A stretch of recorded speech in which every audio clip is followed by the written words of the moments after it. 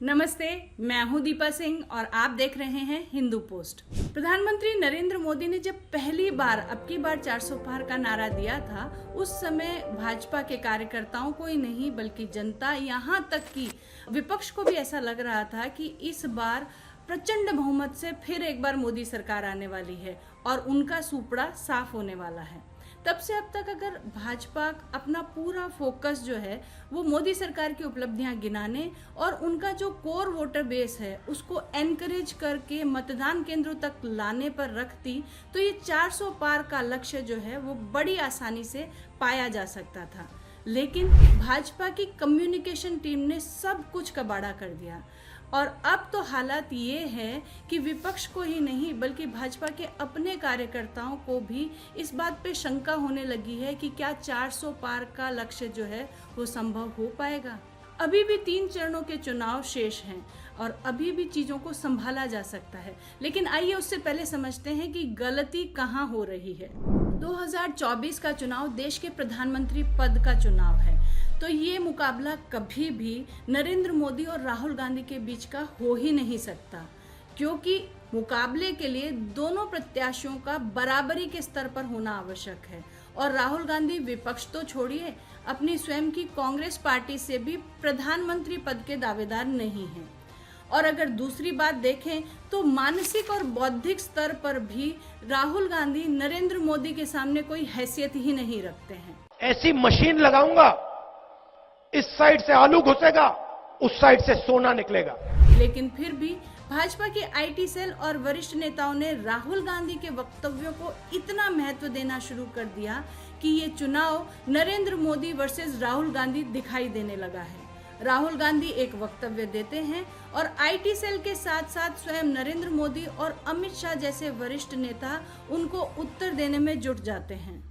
ये दो शहजादे जो है अखिलेश और राहुल बाबा, वो कहते हैं कि हम आएंगे तो धारा 370 को वापिस लाएंगे। कांग्रेस के शहजादे पिछले 5 साल से सुबह उठते ही माला जपना शुरू करते थे। जब से उनका राफेल वाला मामला ग्राउंडेड हो गया, तब से उन्होंने एक नई माला जपना शुरू किया। 5 साल से एक ही माला जपते थे, 5 उद्योगपति। फिर धीरे धीरे कहने लगे अंबानी अडानी। आपने वो कहावत तो सुनी होगी कि हाथी चले बाजार और कुत्ते भौंके हजार।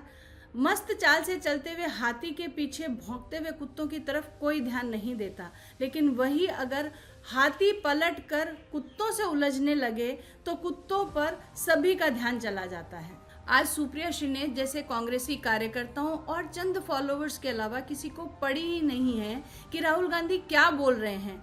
सुप्रिया श्रीनेत की तो मजबूरी है, क्योंकि राहुल गांधी के भाषण के बाद मीडिया को सफाई देने के लिए तो उन्हीं को जाना पड़ेगा। अदरवाइज को ये बॉदर ही नहीं कर रहा कि राहुल गांधी ने कब, कहां और क्या कहा।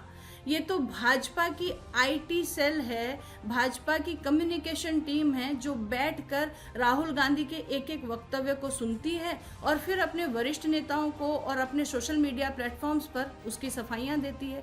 अब सिचुएशन ऐसी हो गई है कि जनता राहुल गांधी के भाषणों को नहीं सुन रही है, बल्कि नरेंद्र मोदी और अमित शाह जैसे लीडर्स के भाषणों में राहुल गांधी ने क्या बोला ये उनको पता चल रहा है।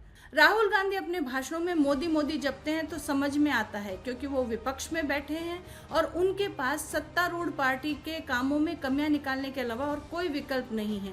लेकिन नरेंद्र मोदी और अमित शाह राहुल राहुल क्यों जप रहे हैं? आज भाजपा का पूरा कम्युनिकेशन सिस्टम, यहाँ तक कि नरेंद्र मोदी और अमित शाह भी अपना ग्राउंड भूलकर विपक्ष के पिच पर खेल रहे हैं। राहुल एक वक्तव्य फेंकते हैं, मोदी और शाह उसको लपक लेते हैं और अपने भाषणों में उसके उत्तर देते हैं, लेकिन उसकी आवश्यकता ही कहाँ है। ये बिल्कुल वैसा ही है जैसे मेडिटेशन यानी ध्यान पर जाते किसी व्यक्ति को ये कहा जाए कि भाई तुम्हारे दिमाग में जो भी विचार आए उसको आने देना, लेकिन बंदर के बारे में मत सोचना। फिर क्या होगा? ध्यान बार बार बंदर की ओर ही जाएगा। और इस चुनाव का बंदर कौन है वो हम सभी जानते हैं, लेकिन खेद की बात यह है कि सभी का ध्यान बार बार बंदर की ओर केंद्रित किया जा रहा है। भाजपा का जो लॉयल वोटर बेस है वो तो ऑलरेडी भाजपा के साथ खड़ा है, और विपक्षी विचारधारा वाला जो वोटर है वो ये तर्क सुनकर भाजपा को वोट देने से रहा। अब बचता है फ्लोटिंग वोटर। तो भाषणों में जो जनता का अटेंशन मिलता है उसको राहुल गांधी के प्रश्नों के उत्तर देने में व्यर्थ करने की बजाय उस अटेंशन स्पैन को, उस अटेंशन को कंस्ट्रक्टिव कम्युनिकेशन के लिए उपयोग किया जाना चाहिए। स्पेशली जो है नरेंद्र मोदी जी, जिनको सुनने के लिए हजारों लाखों की संख्या में इतनी गर्मी में भी लोग उमड़ते हैं, तो वो जो वक्त मिलता है लोगों का, वो जो अटेंशन मिलती है लोगों की, उसमें वो मोदी जी को सुनने के लिए आते हैं। उस वक्त मोदी जी राहुल गांधी को बिल्ड करने के बजाय अपनी बातें, अपना जो उनका विजन है भारत को लेके, उस पर फोकस करें तो बेहतर होगा। आज के वीडियो में बस इतना ही।